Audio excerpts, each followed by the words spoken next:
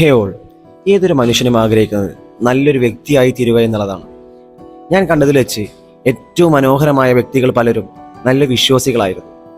അത് പല വിധത്തിലുള്ള മതങ്ങളിൽ വിശ്വസിക്കുന്ന ആളുകളാവാം, പല രീതിയിലുള്ള ചിന്താഗതികളിൽ വിശ്വസിക്കുന്നവരാവാം, പല വ്യക്തികളിൽ വിശ്വസിക്കുന്നവരാവാം, ആരുമായിക്കോട്ടെ. നല്ലൊരു വിശ്വാസി പലപ്പോഴും നല്ല മനുഷ്യരായി തീരാറുണ്ട്. കാരണം ഓരോ വിശ്വാസവും ഓരോ മനുഷ്യനെയും പഠിപ്പിക്കുന്നത് നല്ല മനുഷ്യനായിരിക്കാൻ വേണ്ടിയിട്ടാണ്, ഒപ്പം ഇരിക്കാൻ വേണ്ടിയിട്ടാണ്, മറ്റുള്ളവർക്ക് വേണ്ടി സമയം ചെലവഴിക്കാനും മറ്റുള്ളവരുടെ സന്തോഷത്തിൽ സന്തോഷം കണ്ടെത്താനും വേണ്ടിയിട്ടാണ്. ഇന്ത്യൻ കോൺസ്റ്റിറ്റ്യൂഷൻ പറഞ്ഞു വെക്കുന്ന ആദ്യ വാചകം ഇങ്ങനെയാണ്: we the people of India. നമ്മൾ ഇന്ത്യയിലെ ജനങ്ങൾ. ഇന്ത്യ എന്ന രാജ്യം നാനാത്വത്തിൽ ഏകത്വം എന്ന മഹത്തരമായിട്ടുള്ള വാക്യം ഉയർത്തിപ്പിടിച്ച് കൂട്ടമായിട്ട് ജീവിക്കാൻ, ഒന്നിച്ചിരിക്കാൻ നമ്മെ പഠിപ്പിക്കുന്ന രാജ്യമാണ്.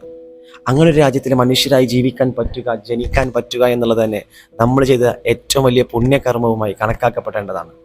എല്ലാ മതവും എല്ലാ വിശ്വാസവും പറഞ്ഞു വെക്കുന്നതും ഇത്ര മാത്രമേ ഉള്ളൂ: നല്ലവരായിരിക്കുക, നല്ലവരോടൊപ്പം കൂട്ടുകൂടുക, നല്ല മനുഷ്യനായിട്ട് നല്ല നാളേക്ക് വേണ്ടി പോരാടുക.